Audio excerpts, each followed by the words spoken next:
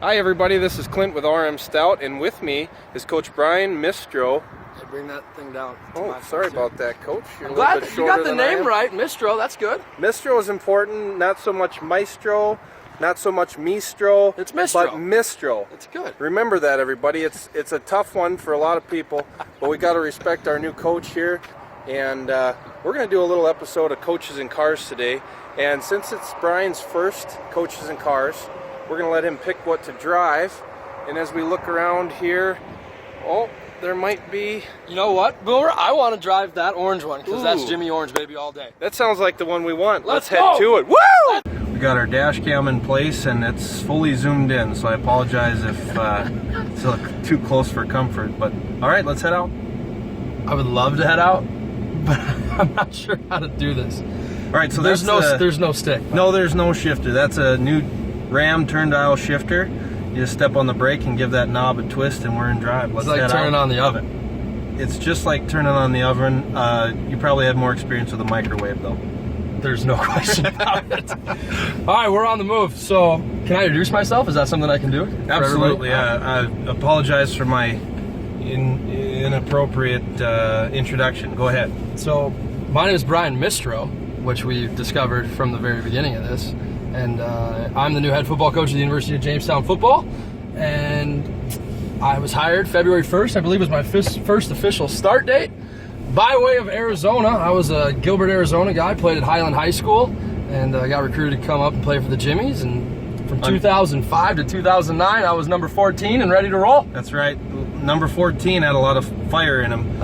At the end of two-a-days, I can remember as a teammate of Brian's, everything in your body hurts at the end of two-a-days. I mean, you watch this stuff on TV, you see what these guys go through.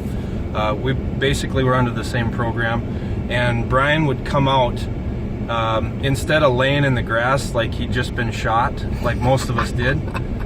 Before practice, Brian is jumping around, hollering, and making the coaches seem like this is the first day of football that he's ever played, and he's so excited to get out. And the guys were shaking their heads, looking around like, this can't be real. Like, this guy should be out of gas. What are we doing wrong? Why can't we break this guy? And that's the kind of stuff that Brian's going to bring to the table for the Jimmies. And I know all of our former teammates are going to think that way. Brian's success is in leadership. I'm going to get around the interstate and open her up a little bit here, bud. Yeah, I mean, just keep it below 75. I can do that. I can actually try and do that. So back to our preparation for the game. Well, it goes back to, like you said, man, like football's a year-round deal anymore. And when you get into college, you know, maybe you were a two-sport, three-sport athlete as far as, you know, what you're doing in high school. But, you know, when you get into college, if you're a two-sport or you know, you're focusing on one sport, you really got to put a lot of time and effort into that. And so for me, you know, our guys come in and they understand, like, hey, you know, once the season gets going, we're going to be full board football. Off season is going to be lifting. You're going to have times to lift with Coach Weisheitel. Spring is going to come around. You're going to have 15 practices. Summer's going to come around, and you're back into lifting and getting ready for the season. So, you know, what a lot of people don't know is they, you know, oh, you just play games in the fall. So, what else do you do? Sounds fun, right? And that's something too, where, you know, the mental part of the game is just so much bigger than people realize, and like there's so much transition from football to real life that we're going to really try to instill into our players and say, hey, like, I really got 4 rules, Boomer. It ain't too tough. Like, rule number 1, be a good person. How hard is that? Absolutely. Rule number 2, hold yourself and hold your teammates accountable. Like, do what we're telling you to do and then make sure your teammates are doing it as well. My 3rd rule is probably the easiest one for me. Be proud to be a Jimmy. And then as far as number 4, it's kind of became a mantra of ours is chop and carry. Like, chop wood and carry water. Do your job. Do your job mindfully to where you're going to do it to the best of your ability, and when you become successful because of you doing that job, it's just going to, why stop doing it? Keep doing the same thing that made you successful. Everything that we do today, look, there's another orange Ram. Hey, if Brian ends up buying this, or Coach, I should say, as a respect level, if Coach ends up buying this Ram, we've got 2 of them. So feel free to match him up, try to be like Coach.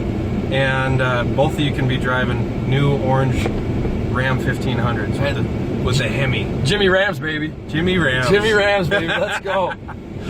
We're pulling back into the dealership here, Boomer. Anything else you want to say to the crew? I wish you guys the best of luck. We will follow you day in and day out, week in and week out, and we'll be there whether we're present at the game or listening to it on the radio, or I guess you can be online now and listen to it that way if you're further out. But we will keep in touch with you, and we wish you the best. Well, I appreciate it, and if you guys ever have any questions, you can come up to University of Jamestown's campus. My door's always open. Come in, talk Jimmy football with me. I'll be jacked up about it. So thanks for watching. Hope you enjoyed coaching in cars. Boomer, I appreciate it, my friend. Go Jimmies.